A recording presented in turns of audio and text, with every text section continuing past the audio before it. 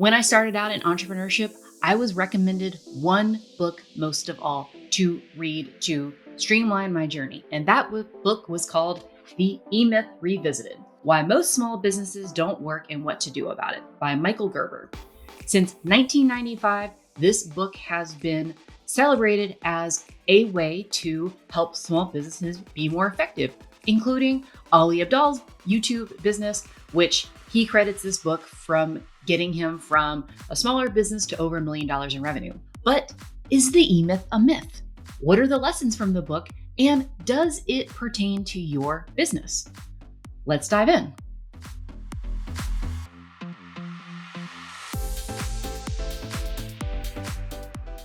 So the book opens with the discussion of a woman named Sarah, and Sarah bakes pies. Sarah opens a pie shop. Sarah loves to bake pies. She started baking with her grandmother, and then she decided to open up her own pie shop business. Sounds like the dream, right? But the author of the book finds her when she is overwhelmed and struggling. This is what she says. It's 7:00, wiping her eyes with her apron as though reading my mind. Do you realize I've been here since 3:00 this morning, and that I was up by 2 to get ready? And by that time I got the pies ready, open for business, take care of my customers, clean up, do the shopping, reconcile the cash register, go to the bank, have dinner, and get the pies ready for tomorrow's bake. It'll be 9:30 or 10:00 tonight. And by the time I do that, by the time any normal person, for God's sakes, would say that the day is done, I will then also need to sit down and begin to figure out how I'm going to pay the rent the next month. And all of this is because my very best friends told me I was crazy for not opening a pie shop because I was so damn good at it.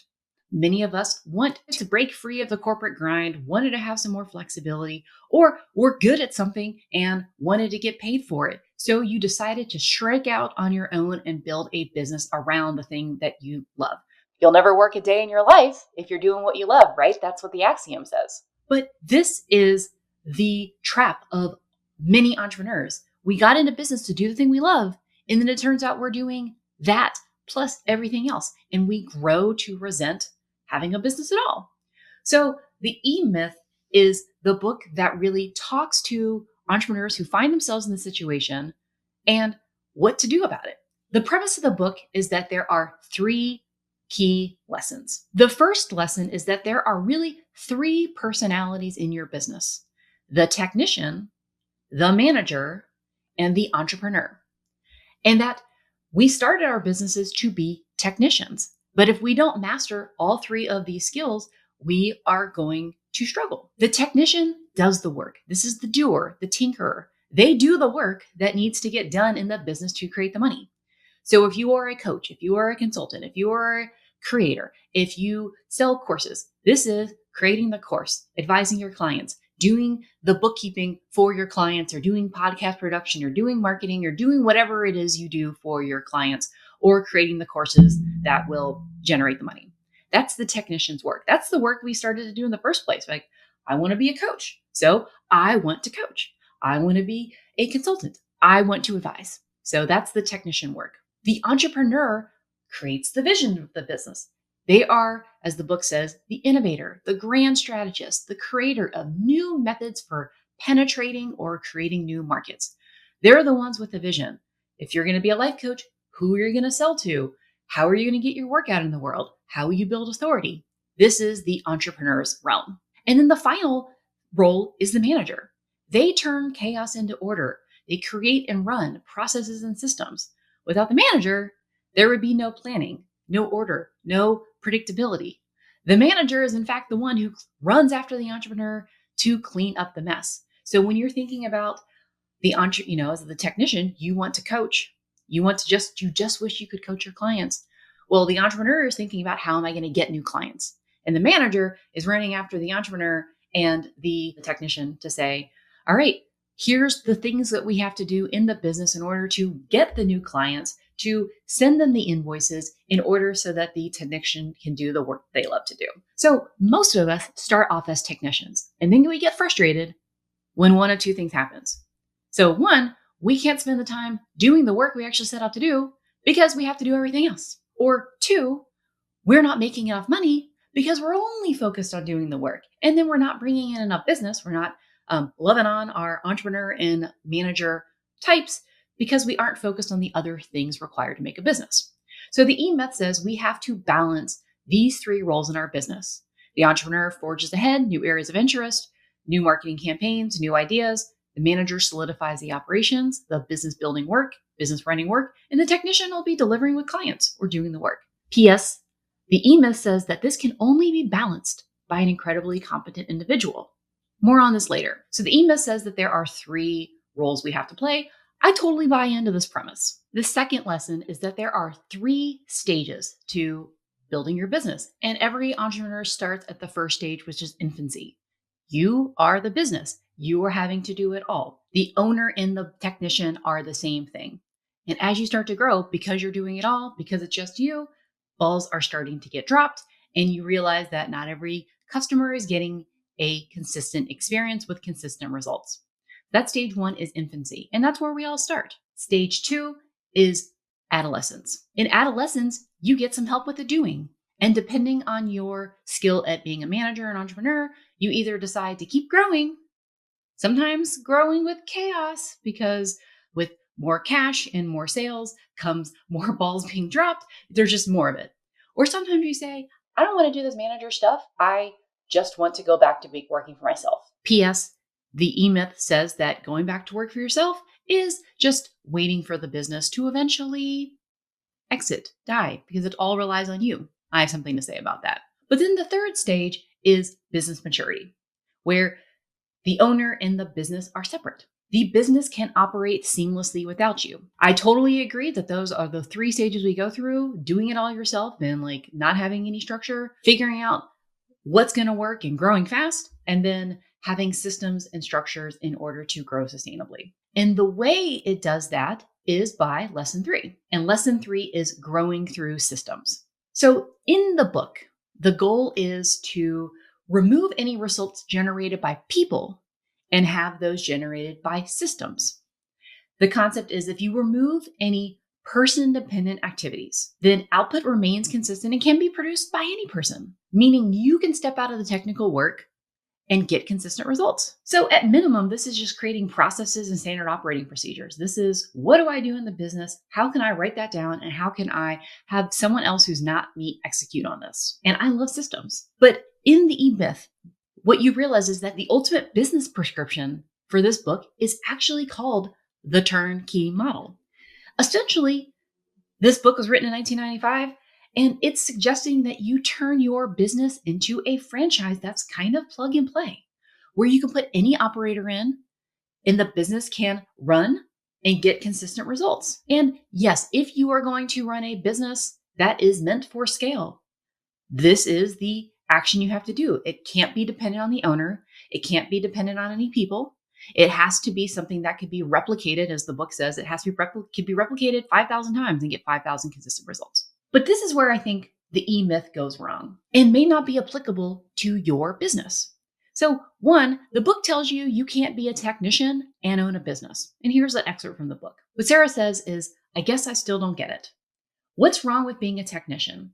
I used to love the work I do. And if I didn't have to do all these things, I would still love it. And what the author says is, there's nothing wrong with being a technician. There's only something wrong with being a technician that also owns a business. He says, if you want to work in a business, get a job in someone else's business, but don't go to work on your own. Because while you're working, while you're answering the telephone, while you're baking pies, while you're cleaning the windows, while you're doing it, there's something more important that's not getting done. That is the strategic work of the business, the entrepreneurial work that will lead your business forward. I kind of disagree with that. Yes, we won't necessarily grow a big business if we, a scalable business, a business that can work without us. Yes, if we are technicians and we want to be coaches and consultants, we have created jobs for ourselves. But maybe that's okay, because I personally didn't get into this business in order to not do the work. I like working with my clients. I want to continue working with my clients. That's actually why, I didn't get in this business so I can hire lots of other coaches to do the work for me and lots of other business consultants and other people to deliver the work. That's what I want to do. So instead of saying that I can't be a business owner because I'm also a technician and I've just created a job for myself, which I totally have. And it's not maybe a real business, but I got into this so I could work for myself so that I didn't have to have a boss, so that I could set my own hours and have my own flexibility. And so I want to give you the permission that you are allowed to continue to bake pies. You are allowed to continue to be the technician.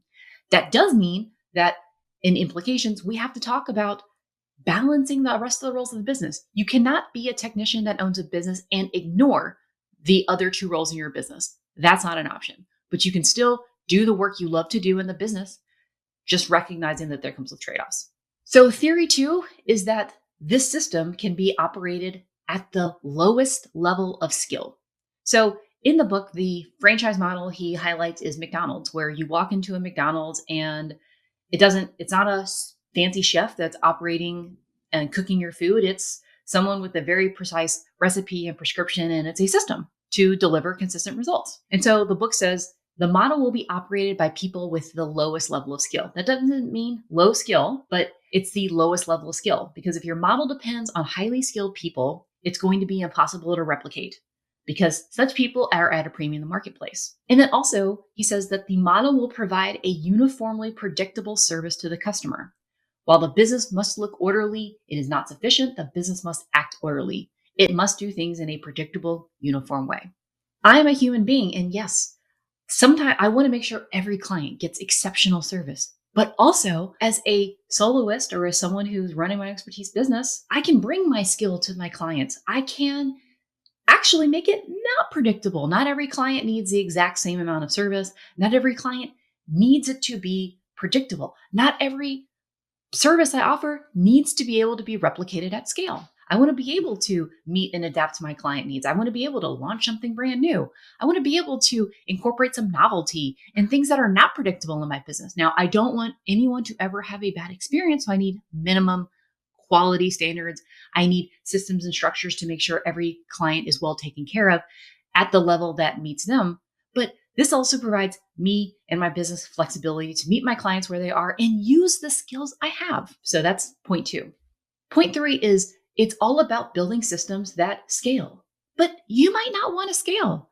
You might not actually want to get out of, he says, go to work on your business rather than in it, and ask yourself the following questions. How can I get my business to work without me?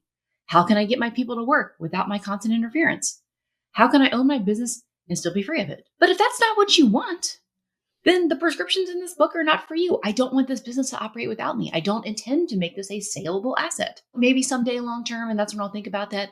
But, if you got into this business to be the expert, to be the consultant, to be the coach, then why are we designing a business that can run without us being the coach or the consultant?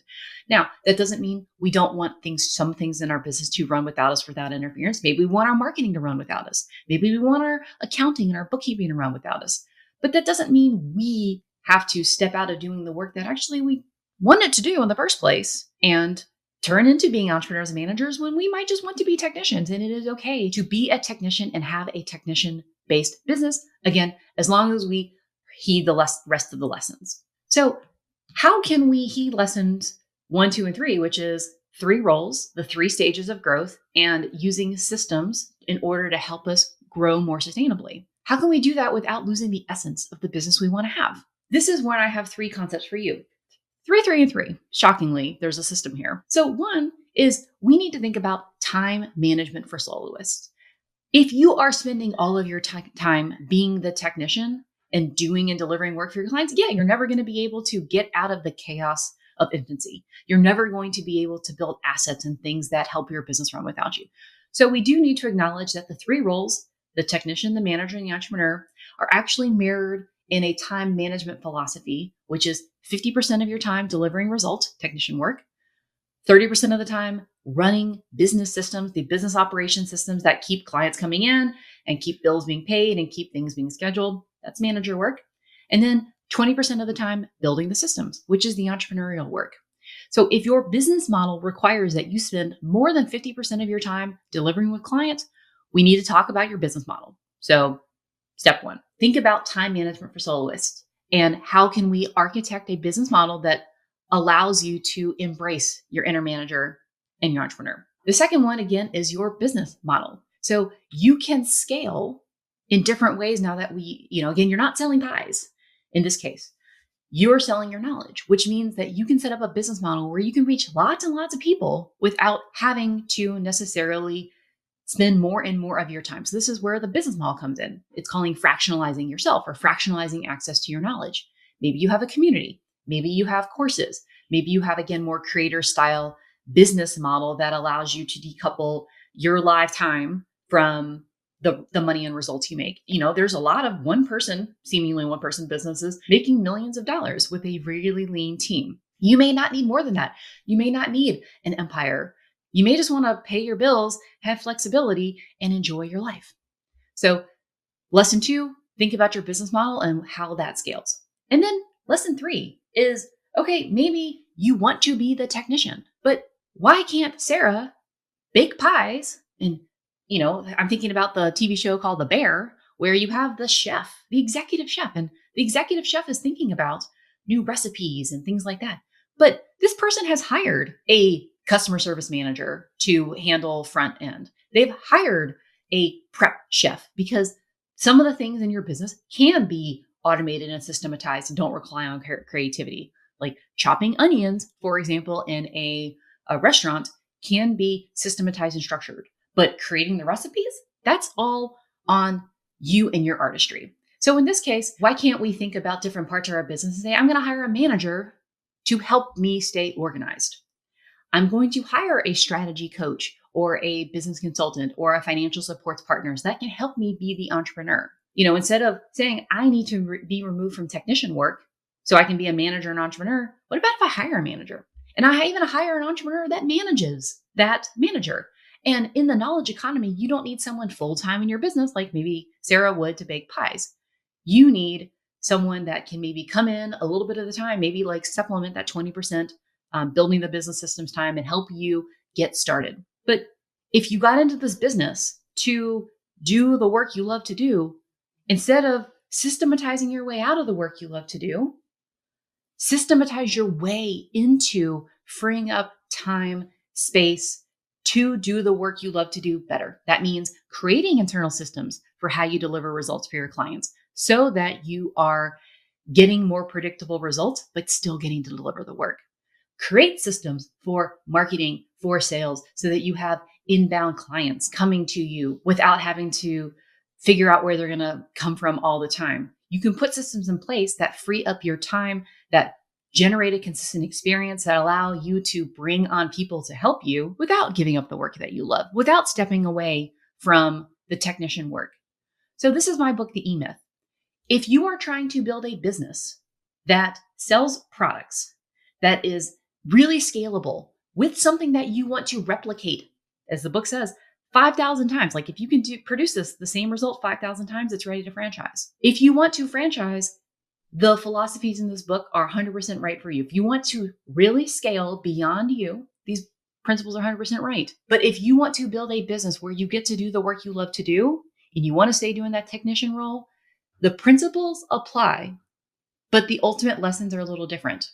It's still systems. It's still thinking about the maturity progression journey. It's still the 3 roles, but it's getting creative about what role you play in the business and how you get support in the other areas.